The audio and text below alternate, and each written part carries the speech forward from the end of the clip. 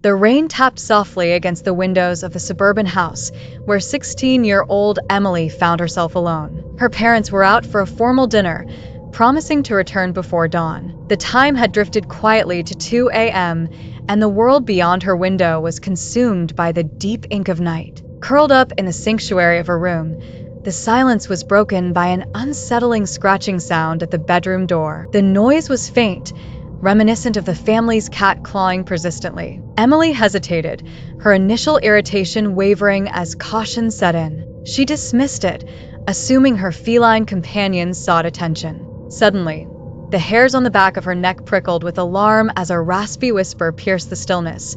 "Emily, are you asleep?" Her heart pounded desperately, fear coiling tightly around her.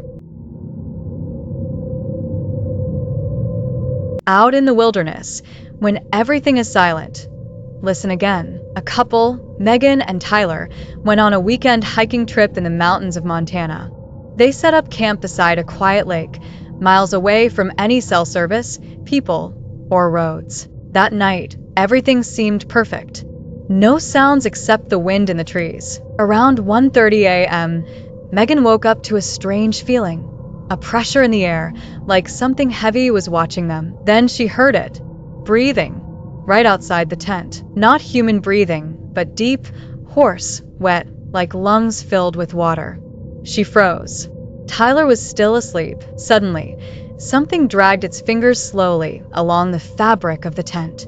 Then it pressed its whole face into the side. A grotesque outline formed in the nylon, the shape of a face but far too large.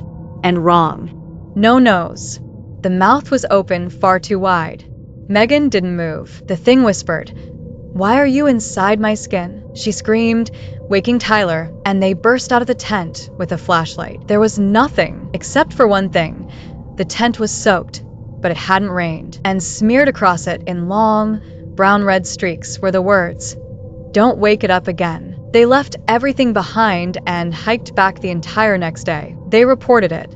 Park rangers searched for animals. They found nothing, except a shredded deer carcass nearby. The heart was missing, but the rib cage was untouched.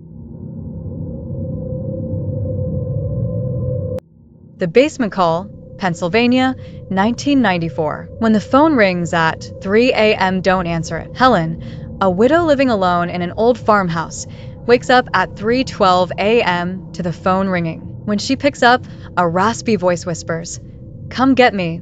I'm stuck." She thinks it's a prank, but then she checks the caller ID. The call came from inside her house, from the basement line, but she's never had a phone line installed in the basement. She goes down with a flashlight.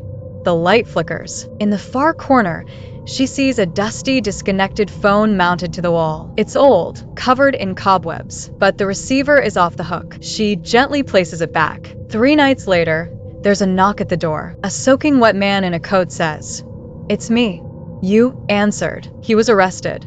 A mental hospital escapee, obsessed with an old belief. If someone answers your call from the place where you died, you can find your way to them.